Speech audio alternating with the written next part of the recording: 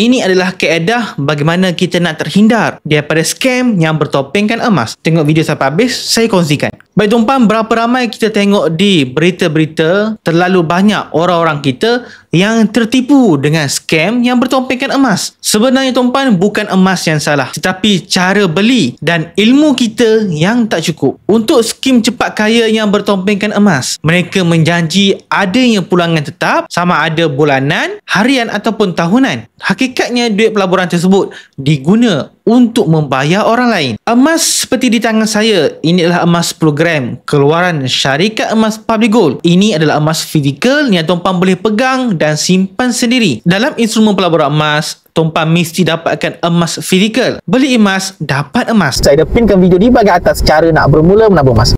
Emas ini mesti dah tuan-puan boleh sentuh dan tuan-puan lihat dan juga boleh simpan di tangan. Antara taktik scammer yang bertopengkan emas adalah mereka menaburkan janji-janji bulan dan bintang. Kononnya mendapat dividen ataupun komisen yang tak masuk akal, dan akhirnya duit pelaburan pun lesap. Yang saya paling sedih adalah golongan yang tertipu dengan skamer bertopengkan emas adalah sekitar 40-an hingga 60-an yang merupakan antara golongan pesara. Jadi kepada tuan-puan yang nak hindar daripada terkena scam yang bertopengkan emas, saya cadangkan tuan-puan terus berurusan dengan ejen ataupun syarikat yang sah seperti syarikat emas Public Gold. Public Gold sekarang sudah lebih 1.8 juta penyimpan emas. Bahkan carilah dealer emas Public Gold yang aktif dan terlatih supaya boleh membimbing tuan-puan cara berurusan di syarikat emas Public Gold. Emas di tangan saya ini adalah seperti gold bar 10 gram dan 1 dinar emas saya dapatkan dengan saya keluarkan emas ini di akaun emas Gap Public Gold. Saya menabung sikit-sikit, 1 gram 1 bulan, 1 gram 1 bulan, cukup grade emas yang saya berkenan seperti 10 gram dengan 1 dinar begini, saya keluarkan dan simpan di tangan.